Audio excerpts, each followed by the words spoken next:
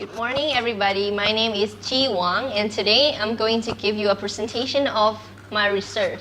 The genetic susceptibilities to dental caries differs between the sexes, a family-based study.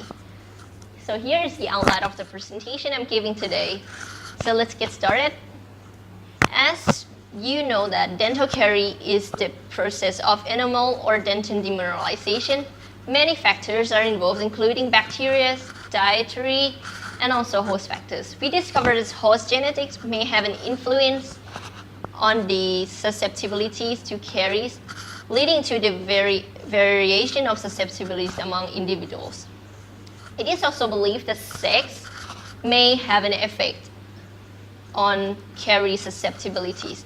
We usually observe that females have higher risk than males. However, this is not yet fully understood. Genetic variants are related to physiology, saliva, and dietary preference.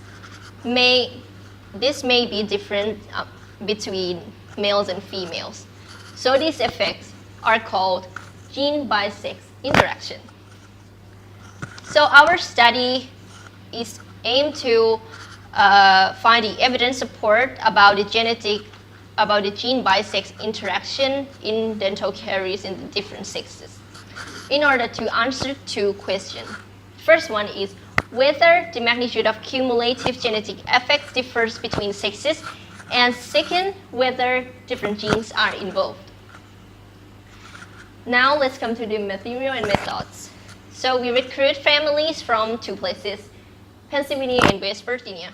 Eligible household needs to contain at least one biological parent-child pair, which leaves a total of 2,663 participants from 740 biological families. For data collection, we did the intraoral examination, which provides us the 6 dental caries phenotypes, 3 for permanent dentitions, which are DMFS or decay missing filling surfaces, Pitt and Fisher DMFS, and smooth surface DMFS. Similarly to primary dentition, but instead of DMFS, we use DFS. Next, we're going to talk about a statistical approach. We extended the traditional heritability models by further partitioning the genetic variances into 2 parameters. The first one is the sex-specific genetic variances, and the new one is the male-female genetic correlation, or ROGE.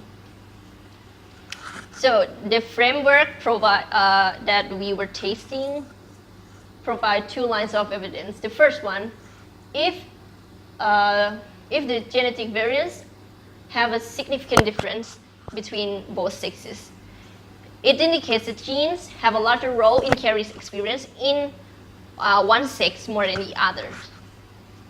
And the second line of evidence that we were testing, if the ROGE or the genetic correlation is less than 1, it indicates that different genes may be important for males than for females, or vice versa.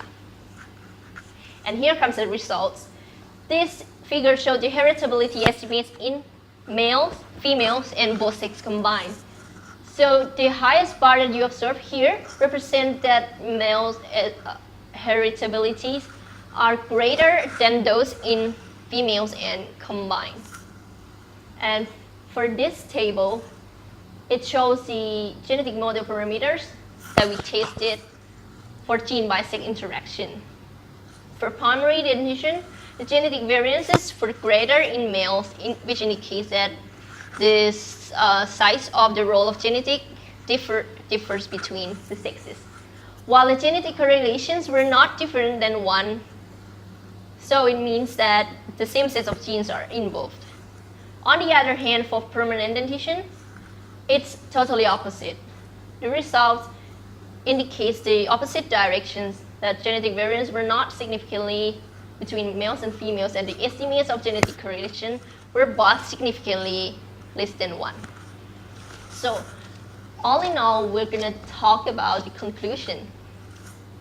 The discussion of this, for primary dentition, the gene plays different size of the role between the sexes, and for permanent dentition, different sets of genes may be involved in different sexes. And our research is faced some limitations. The first one is about the phenotypes, as the characteristic of dentitions in individuals vary. So, for example, young patients with few permanent teeth may be expected to have lower DMFS score. So, the solution is that we present the proportion of affected surface instead. The second limitation is that some indices present the skew distribution violated normally assumption of the variance components model.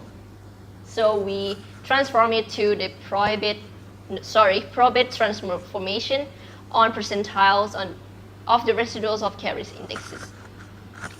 And these are some other limitations that we encounter, including noise in phenotype measurement, control of environmental exposure, and as we focus to specific group which are in the study and have high carie risk, which are higher than average in the US population. But however, the results are likely generalizable. Lastly, we're going to talk about a further study, what we can do more on this study. First one is we personally advocated multidisciplinary approaches, exploring interaction among host genetics or environmental exposures, and more work also needs to be done on understanding the sex difference in dental caries, and also to understand caries etiology, which will lead to our ultimate goal to improve interventions to prevent the disease process. So overall, this study provides the first evidence of the difference in dental caries experience may be explained partly by gene by sex interaction. And lastly, I would like to thank for all the supporters, and including every organizations and the investigator and staff at the CORA1 study. And also, above all, I would like to personally thank the CORA1 participants. We really appreciated that. So this is the end of our presentation. So thank you so much for your time, and hope you have a good day. Thank you.